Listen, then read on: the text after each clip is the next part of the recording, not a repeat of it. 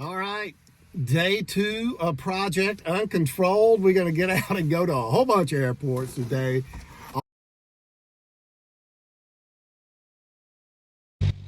Like all trips, we take off out of Hot Springs today.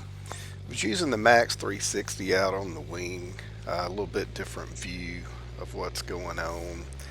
Kind of wanted to see what happened underneath the little Grumman.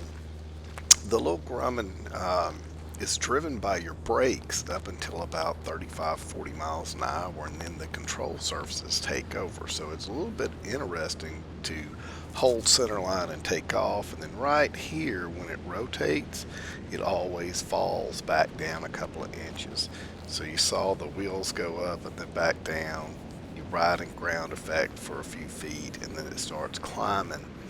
But at about maybe 100 feet or 150 feet, it really starts climbing. So we're off, we're on our way. I'll give you a little bit of B-roll over the lakes here, and then we'll get down and go into Mount Ida. One of the greatest things about living in Hot Springs is the lake. So those of you that don't live here, the airport literally sits the edge of one of the lakes, and you'll see it coming up out here in the foreground. And as you get over the lake, there's just all these huge $1 million homes sitting on it. But before you get there, it's all trailer parks and stuff like that. So it's kind of an interesting place to live.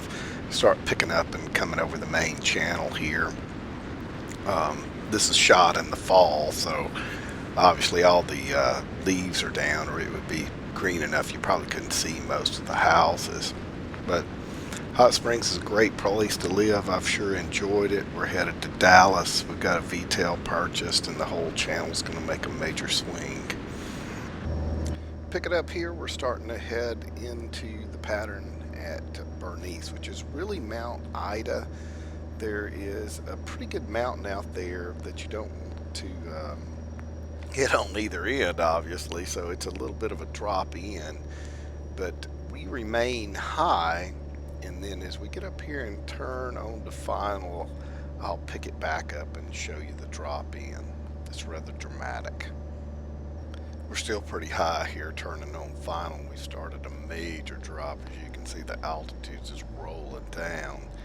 On short final, we're still pretty short. We got to dump about 600 feet here. One thing great about the little plane, it doesn't fly if you don't have power. I mean, it will literally 1,100 feet a minute if you need it. But we get it stabilized and come on in. I'm thinking, man, this is a short porch, and all these runways are not that long.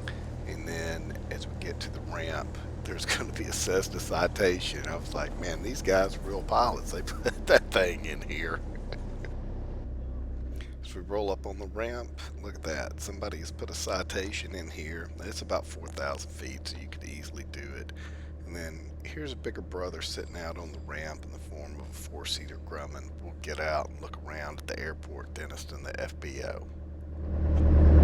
All right, we found the bigger version of our own plane out here in Mount Ida today. This is the home of the airport dentist. So if you're out flying and you got a toothache, know that Mount Ida has a dentist on the airport. Not real common. Look, this is a 4,000 foot runway, decent tree line at both ends, and you can't see it, but you're in the mountains right here. And mad props to these boys in 513 Whiskey Tango. They must be Navy pilots to get that thing in and out of here.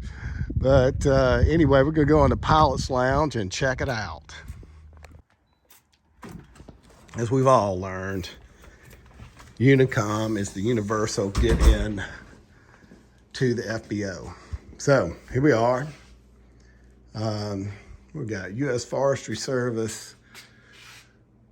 Attention pilots, Little Rock Standing needs your help. Yada, yada, yada.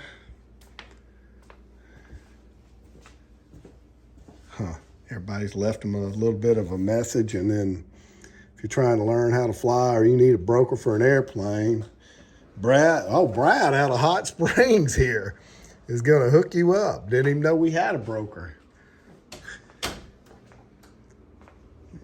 kitchenette, ready to cook a meal in here if you're out camping in your airplane. So, Oshkosh, no flight training obviously going on or anything like that. Just an interesting little old country airport because you are in the middle of nowhere here.